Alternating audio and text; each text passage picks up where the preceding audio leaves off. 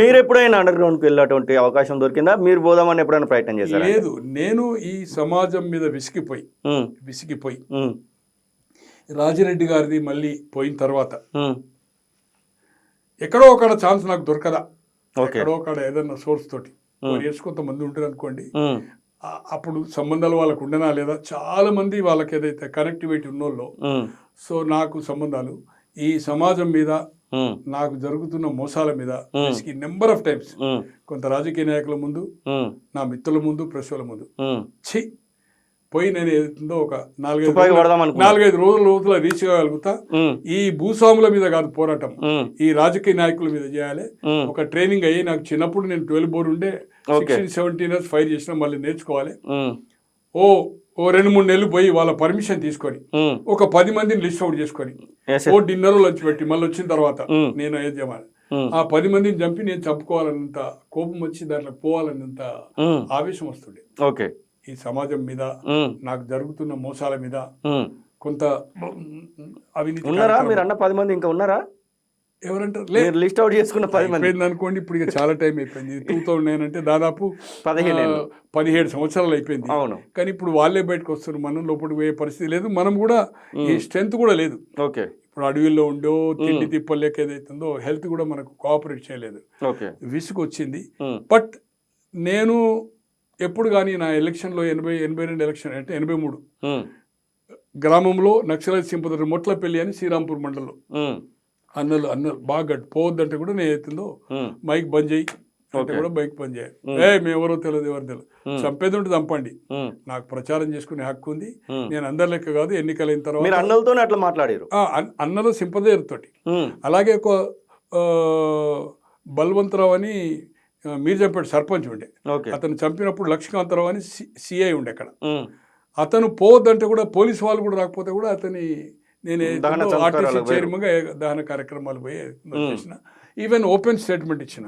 ఇటువంటి హింసా కార్యక్రమాలు కాదు, మీకు నిజంగానే చిత్తశుద్ధి ఉంటే, అతను తప్పు చేస్తే తప్పును నిలదీయండి, అతను ప్రజలకు ఏదైతుందో అందుబాటులో అని చెప్పి నేను ఓపెన్గా ఏదైతుందో హింసతోటి కాదు, హింసతోటి ఈ ప్రభుత్వం ఏదైతుందో గన్ అంటే లా అండ్ ఆర్డర్ మా చేతిలో ఉంటా అంటే మాత్రం ఊరుకుండదని కూడా నేను ప్రెస్ కాన్ఫరెన్స్ కూడా చేశాను. ప్రెస్ వాళ్ళు కూడా చెప్పారు, వద్దన్నా నువ్వు ఇంత చేయకు, మళ్ళీ నిన్ను టార్గెట్ పెడతారంటే కూడా. బట్ నాకు ఫోన్లో వచ్చేది ఈ రాచకొండ దళం అని నెంబర్ ఆఫ్ టైమ్స్. తర్వాత ఒకసారి అరవిందర్రావు గారు కూడా ఉండ్రి, నేను కేవీపీ అయినప్పుడు. ఆ రోజు తెల్లారి నాది దేవేందర్ గౌడ ఉండే రాచకొండ దళం పొద్దుటి నుంచి చేస్తున్నాడు.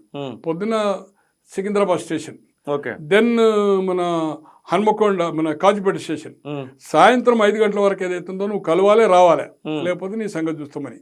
5 గంటలకు ఎక్కడి నుంచి అంటే బస్ స్టేషన్ ఆఫ్ హన్మకొండ బూత్లకి వెళ్ళి ఇమీడియట్ మనకు సోర్స్ ఇంటెలిజెన్స్ చెప్పని ఎక్కడి నుంచి కాల్ వచ్చిందని విత్ ఇన్ 1 minute నా ఎంబడి ఇప్పుడు జగన్మోహన్ రావు జోనల్ చైర్మన్ ఉండే, తర్వాత నిరంజన్ అని ఉండే, కార్పొరేటర్ తెలుసు కదా, పీసీ జలచరెడ్డి, తిరుపతి పోతా అంటే కూడా బెదిరించినా కూడా ఇమీడియట్ కాల్స్. అది నేను అనుకోని అవి నక్సలైట్స్ కావు, తెలంగాణకు నేనేదో వ్యతిరేకంగా మాట్లాడుతున్నావు అని మదియాస్కి ఇష్యూ పాయింట్ ఆఫ్ వ్యూ కానీ నక్సలైట్ పేరుతో చెప్పేవాళ్ళు.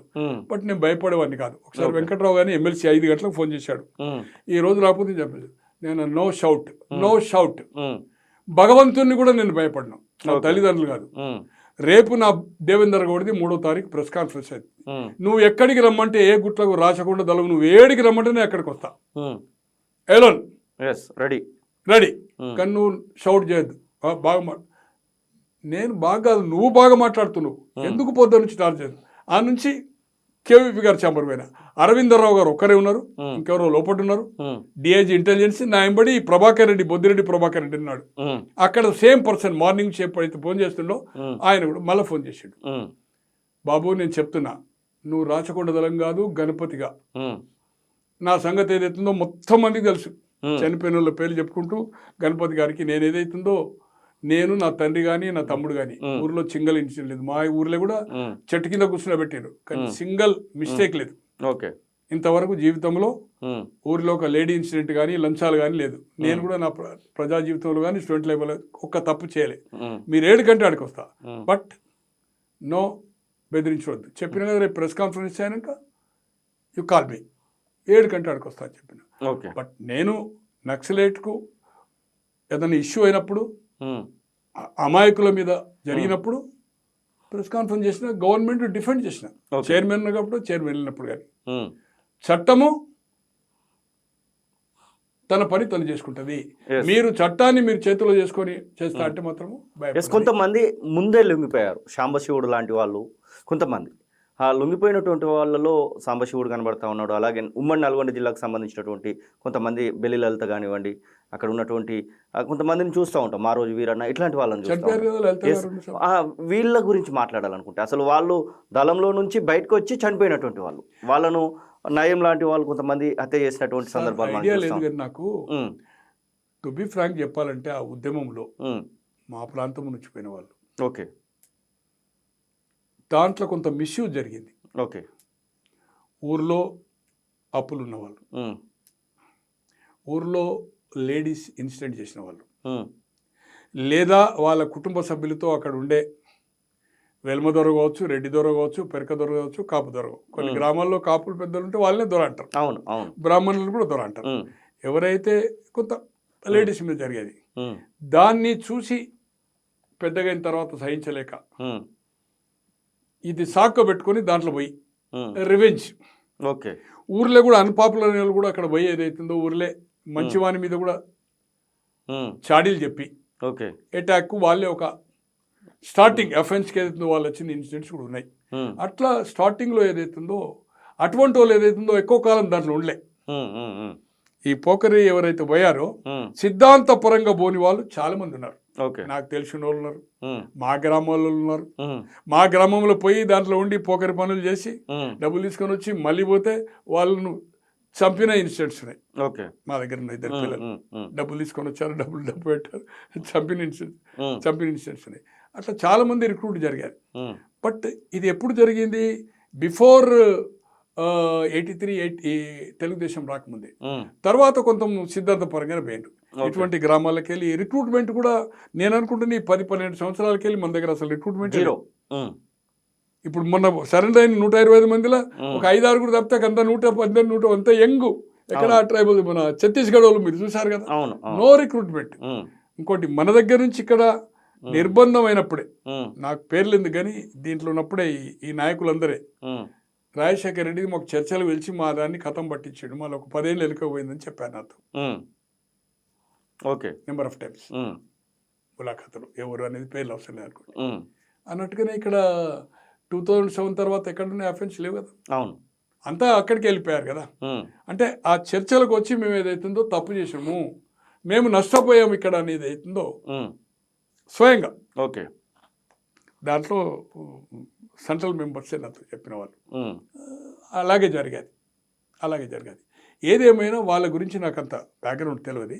శ్రీరాములు శ్రీనివాసన్ అంటే జైల్లో పరిచయం అనుకోండి, చనిపోయాడు అతను మెయిన్ ఆఫ్ ఇది దీంట్లో మన మాధవరెడ్డి. గణేష్ యాక్చువల్గా మిత్రుడు కావాలంటే గణేష్తో మాట్లాడిస్తాను మీకు. గన్మెన్ ఫైర్ అయ్యాది ఏది మాగుంట గారికి, వీళ్ళు పోయిన అఫెన్స్. బట్ ఫైర్ ఏదైతుందో గన్మెన్ది మిస్ ఫైర్ అయ్యి గన్మెన్ది అయ్యి చనిపోయాడు అతను. అలాగే దగ్గుపాటి గారి వెంకటేశ్వర గారి ఫాదర్ని చంపిన దాంట్లో విజయ్ కుమార్ అని నేను ఇప్పుడు రాయపూర్లో ఉన్నాడు, అతను జైల్లో ఉండి మెడిసిన్ పాస్ అయ్యాడు. వాళ్ళది కూడా ప్రాబ్లం అయితే దగ్గుపాటి గారు కూడా వాళ్ళని క్షమాపణ చేయమని చెప్పారు. వాళ్ళు రిలీజ్ అయ్యారు అనుకోండి. జైల్లో ఉండి మెడిసిన్ పాస్ అయ్యి ఎన్ఆర్ఐ మెడికల్ కాలేజీ గుంటూరులో పనిచేసి ఇప్పుడు రాయపూర్లో ఉన్నాడు. రాయపూర్ పోయిన ఒక 2 years బ్యాక్ కాంగ్రెస్ సెషన్ అయితే అక్కడ నా ఒక మిత్రుడు అడిగి పోయాడు, కాంగ్రెస్లో ఉన్నాడు. ఈజ్ ఇన్ఫార్మర్ ఆఫ్ నక్సలైట్స్ ఉండే. అట్లా ఈయన పరిచయం. వాళ్ళిద్దరు ఏదో బ్రేక్ఫాస్ట్ చేస్తా. మీరు ఇప్పుడు ఏం చెప్తారు? అసలు తెలంగాణలో నక్సలిజం ఉండాలా అంటే మీరేం చెప్తారు? నక్సలిజము ఇంత పెద్ద లీడర్లు వచ్చి వాళ్ళు చెప్పినాక నేను చెప్పే అవసరం లేదు కదా. మల్లోజుల వేణుగోపాల్ కంటే, ఆశన్న కంటే, దేవ్జీ కంటే, రాజిరెడ్డి కంటే పెద్దవాళ్ళు అయితే నేను కాదు. దే ఆర్ సేయింగ్ ఇప్పుడు ఏదైతుందో మేము రాజ్యాంగం మాకు ఇది కేంద్ర ప్రభుత్వం రికగ్నైజ్ చేస్తే, నిషేధం ఎత్తివేస్తే మేము రాజ్యాంగ పరంగానే ఏదైతుందో వెపన్ డౌన్ చేసి జైల్లో ఉన్న వాళ్ళను ఇంకా అండర్ గ్రౌండ్ ఉన్న వాళ్ళు కన్విన్స్ చేసి తీసుకొస్తాం. మేము ఏదైతుందో జనజీవన స్రవంతిలోకి వస్తాం ఓపెన్ చెప్తున్నారు. అవును, ఒక ప్రయత్నం మీ టీవీ ద్వారా తొలివేలు రేవంత్ రెడ్డి గారు కానీ, అలాగే రేవంత్ రెడ్డి గారు కేంద్రానికి ఒక క్యాబినెట్లో నిర్ణయం తీసుకున్నా, రిప్రజెంట్ చేసి ఇక్కడ ఉన్న ఎంపీలు 8 మంది బీజేపీ ఉన్నారు, 8 మంది తర్వాత కాంగ్రెస్ ఉన్నారు, ఒక ఎంఐఎం ఉన్నారు. ఒక ఆఫర్ ఏదైతుందో వాళ్ళు అది చేస్తున్నారు, జనజీవన సంస్థలు వచ్చి అది చేస్తున్నామని. అవును. కానీ నేను అనుకోను కదా, అంటే వీళ్ళు ఇంతకాలం తుపాకీ పెట్టి చేసిండ్రు. అవును. ఇప్పుడు వచ్చిన సోషల్ మీడియా ప్రకారం కానీ, ఇప్పుడు వచ్చిన చైతన్యం ప్రకారం కానీ, రాజకీయాలకు అతీతంగా ఈ జరుగుతున్న అన్యాయాలంటే అవినీతి మీద కూడా ఉంటుంది కదా. అవును. ఇప్పుడు ఏం దోపిడీ, ఎవడు భూస్వామి దోపిడీ చేస్తలేడు, ఊర్లలో ఎవడు ఎట్టి చేయించుకుంటలేడు. అవును. ఊర్లలో ఎవరు ఒక అమ్మాయిలు ఏదైతుందో అక్కడ ఉండే భూస్వామ్యో లేకపోతే దొరనో చేస్తలేడు. ఏదన్నా వ్యవస్థను భ్రష్టు పట్టిస్తున్నట్టే, ఇటువంటి తప్పుడు పనులు చేస్తున్నట్టే రాజకీయ నాయకులే. అవును. వాళ్ళ టార్గెట్ రాజకీయ నాయకులు అవుతుంది కదా. దీన్ని రేపు మనకే థ్రెట్ అవుతుంది అనుకోవచ్చు కదా, బీజేపీ కానీ కాంగ్రెస్ పార్టీ కానీ. ఖచ్చితంగా ఈ ఆర్గనైజేషన్ ఏది ఉంటే అవును ఓ మిలిటెన్సీ లెక్క ఈ సమాజంలో ఏదైతుందో నిరుద్యోగులను, అన్యాయం జరిగే వాళ్ళను తయారు చేసి కొన్ని వేల మందిని సమీకరించి రాజ్యాంగం దాని మీద అన్నప్పుడు ఎలాగైతే సాయుధంతో బెదిరించిందో, వితౌట్ ఎనీ, నేను చెప్తున్నా, నేను ఇండివిజువల్ ఓన్లీ, సైన్యం లేదు, సేనాధిపతి, విద్యార్థి దశ నుంచి ఇప్పుడు మీడియా వచ్చింది, సోషల్ మీడియా, అంతకుముందు ఎలక్ట్రానిక్, అంతకుముందు ఓన్లీ ప్రింట్. ఆ ప్రింట్ కూడా 2 రోజులకు వస్తుండే. అటువంటిప్పుడు కరపత్రాలు కొట్టి తలరాతలు మార్చిన 75-76 దూరదర్శన్ ఎంపీ ఏదో కాలం కరపత్రాల ద్వారా అక్కడ జరుగుతున్న అన్యాయాల మీద నెంబర్ ఆఫ్ దాంట్లో సారా కావచ్చు, తెలగలు కావచ్చు, ఏదన్నా అది కావచ్చు. అలాగే అక్రమ సారా మిషన్లు, ఇంద్రకరణ్ రెడ్డి ఎంటైర్ జిల్లా ఎలక్టెడ్ బై జడ్పీ చైర్మన్ 87లో. అప్పుడు మొత్తం జిల్లా పరిషత్తులు జిల్లా మొత్తం వేయాలి ఓట్లు. అవును. మండల ప్రెసిడెంట్కు జడ్పీటీసీ లేవు, మండలం మొత్తం వేయాలి.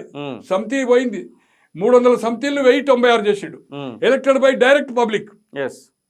ఆ జమాన్లో ఆయన అక్రమ సారా మిషన్లు, ప్రభుత్వం సప్లై చేయవలసిన సాచన మిషన్లు, తను సొంతగా 2 మిషన్లు పెట్టుకొని నిర్మల్లో, ఒకటి కాగజనగర్లో, జిల్లా అంతా సారా పట్టుకుంటే అవి నేను ఓన్లీ రామారావు గారికి లెటర్ రాసి, ఇంటర్వ్యూ అడిగి, ఇంటర్వ్యూ ఇవ్వకపోతే ఓపెన్ లెటర్ రాసి, ఓ అక్రమ సారా మిషన్లు, కరెంట్ బిల్లు. అప్పుడు ఇన్ఫర్మేషన్ యాక్ట్ లేదు, ఎలా సంపాదించామో సంపాదించాం. ఇది ఒక సారా డిపోలో ఇంత కరెంట్ ఎందుకు వస్తుంది, ఎన్ని ఫ్యాన్లకి ఇన్ని ఇంత వస్తుందంటే రన్నింగ్ ఆఫ్ మిషన్స్ అని పెట్టి 13 నాడు ఇంటర్వ్యూ అడిగి, 16 వరకు నేను హైదరాబాద్లో ఉంటున్నా అంటే 16 ఇంటర్వ్యూ అయిపోతే 17 ప్రెస్ కాన్ఫరెన్స్ చేస్తే 17 ఈవినింగ్ ఎడిషన్ ఆంధ్రపత్రికలో, మీరు ఈ మిషన్లు తీపేయకపోతే డిసెంబర్ 20 మందాకిని కాలువ మందమరి పోతున్నాడు. Irrigation minister K E Krishnamurthy, G V Sudhakar MLA, chief whip K V Narayanarao తో పోతా ఉంటే 17 నాడు వచ్చిన తర్వాత ఎక్సైజ్లో పిలిపించి 18 నాడు 2 మిషన్లు తీపిచ్చాడు అక్కడ ఒకటి. ఇది కనుక మీరు తీపియకపోతే 20 తర్వాత ప్రతిపక్ష నాయకులను, పత్రికా విలేకరులు తీసుకుపోయి ప్రజా సమక్షంలో ఆ మిషన్లు ఊడబెక్కి లారీలో వేసి నీ సాగర్ టాకీస్ నీ గేట్ ముందు, అంటే ఇంటి ముందు, అప్పుడు సాగర్ టాకీసే కదా, ఏది హ్యాబిట్ సీలు సాగర్ టాకీస్ ఉంటుండే, దాని ముందు వేస్తానంటే బ్యానర్ ఐటమ్ పత్రికా శాస్త్రి గారు చనిపోయారు. ఇప్పుడు ఈ లోకాయుక్త మన బషీర్బాగ్ లో ఉండే office, banner item evening edition పంచేవాళ్ళు, అదే డార్క్ ఎడిషన్ జిల్లాలో కూర్చుండే ఆంధ్రపత్రిక వస్తే అట్లా. కేవీ నారాయణరావు గారు 11 లక్షల బిల్ ఆపితే 92లో ఆదిలాబాద్ రామచంద్ర, అంటే వీళ్ళు అడవిలో ఉండి చేసిన పనిని మీరు జనంలో ఉండి చేశారన్నట్టు. అంటే చాలా చెప్తాను నేను. అసలైన తొలి వెలుగు. ఫాలో వాట్సాప్ @తొలి వెలుగు official.